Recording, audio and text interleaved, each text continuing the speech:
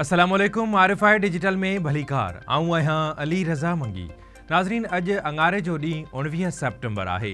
शामिल कंदासीं इन वक़्तनि जूं ख़ासि ख़बरूं। कैनेडा में हिंदुस्तानी सफ़ारतखानो हिकु क़ातिल जी पनाहगाह बणियल। ख़ालिस्तान मूवमेंट जे अॻवान हरदीप सिंह जे क़त्ल में भारतीय सफ़ारतकार मुलविस निकितो। सफ़ारतकार जे रूप में रॉ जे एजेंट खे कैनेडा छॾण जो हुकुम। कैनेडा जी सरज़मीन ते क़त्ल में गैर मुल्की मुलविस हुजण असांजी ख़ुदमुख्तियारी जे ख़िलाफ़ आहे। G20 इजलास में भारतीय वज़ीर आज़म खे पंहिंजे ख़दशनि खां आगाह कयो वियो। कैनेडा जे वज़ीर आज़म जो पार्लियामेंट में ख़िताब। भारत ऐं कैनेडा विच में सफ़ारती छिकताण में वाधारो। भारतीय सफ़ारतकार खे कढण ते मोदी सरकार कावड़जी पई। जवाब में कैनेडियन सफ़ारतकार खे भारत छॾण जो हुकुम। डॉलर माफ़िया ख़िलाफ़ कार्रवाई करण जी तैयारी। मनी एक्सचेंज वारियुनि कंपनियुनि खां डेटा वरिती वई। लिस्टूं तैयार। ॻुझा इदारा FIA सां गॾिजी कार्रवाई कंदा। तुर्की हिंदुस्तान विच ओभर इक़्तिसादी राहदारी जो मुतबादिल पेश करे छॾियो। इराक डेवलपमेंट रोड इनिशिएटिव मंसूबो। $17 अरब जे मंसूबे ते क़तर गॾियल अरब इमारतुनि ऐं बगदाद सां ॻाल्हियूं। वफ़ाक़ी हुकूमत पारां परॾेही सीड़पकारी ऐं वापार खे हथी वठण लाइ इन्वेस्टर ऐं वर्क वीज़ा पॉलिसीअ में तरमीम जी मंज़ूरी। 100 खां वधीक मुल्कनि लाइ पाकिस्तानी वीज़ा में नरमीअ जो फ़ैसिलो। अमरीका ऐं ईरान विच में क़ैदियुनि जी मटासटा जो मामिलो क़तर जे टियाकुड़ीअ में तइ थियो हो। मुआहिदे तहत अमरीका ऐं ईरान 5 क़ैदी आज़ाद कया। ऐं हाणे शामिल कंदासीं तफ़सीली ख़बरूं।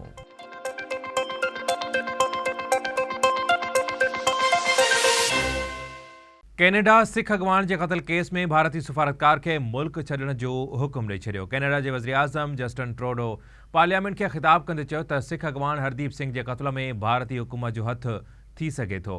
कैनेडियन इंटेलिजेंस मूजिबि भारतीय सफ़ीर रॉ जो एजेंट आहे। कैनेडा जी परॾेही वज़ीर मेलानिया जूली जो चवणु आहे त सीनियर भारतीय सफ़ारतकार खे कैनेडा मां नेकाली ॾिनी वई आहे। हिकु भारतीय सफ़ारतकार ते सिख अॻवान हरदीप सिंह जे क़त्ल में मुलविस हुजण जो शक आहे।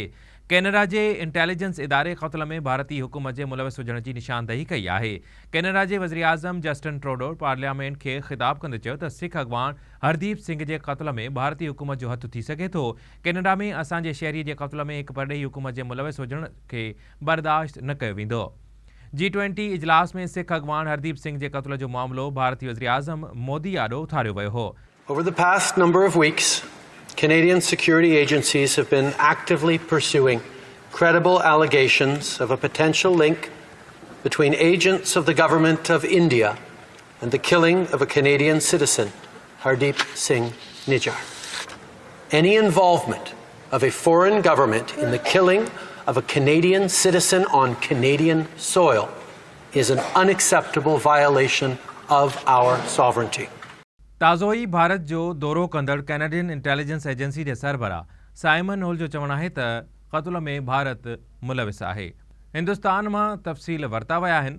हुन चयो त भारत जो अदम तावन ॿिन्ही मुल्कनि जे परॾेही पॉलिसीअ ते असरअंदाज़ थी सघे थो। कैनेडा जे वज़ीर आज़म जस्टिन ट्रूडो पिणु भारतीय हुकूमत खां मुतालबो कयो आहे त हू वाक़े जी जाच में मुकमल सहकार कनि त जीअं ॿिन्ही मुल्कनि जा नाता बहितर रहनि। ॿी सूरत में लाॻापा वधीक ख़राब थियण तरफ़ वेंदा।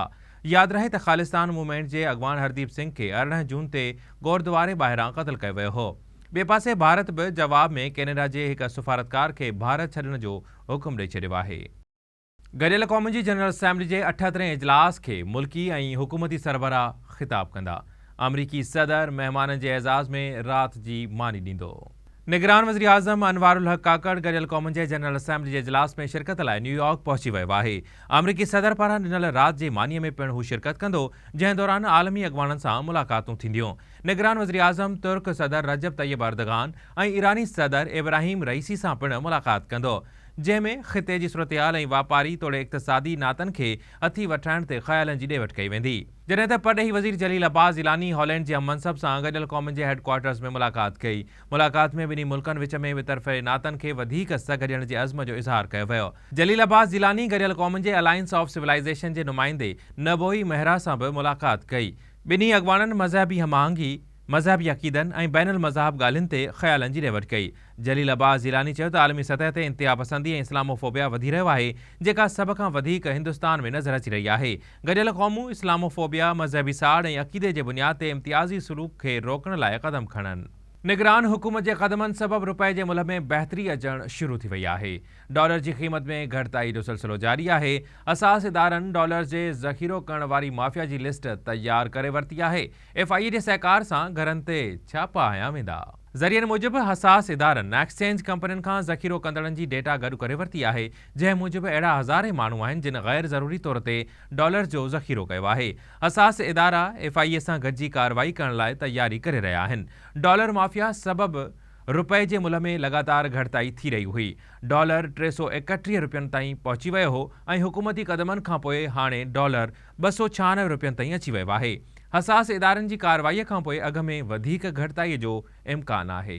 Election commission of Pakistan registered voters जा अंग अखर जारी करे छॾिया। वोटर्स जो तइदाद 12,69,80,272 ताईं पहुची वियो आहे। इलेक्शन कमीशन ऑफ पाकिस्तान तरफ़ां जारी कयल अंगनि अखरनि मूजिबि साल 2018 में वोटर जो तइदाद 10,59,55,409 हो, जेको वधी करे 12,69,80,000 ताईं पहुची वियो आहे।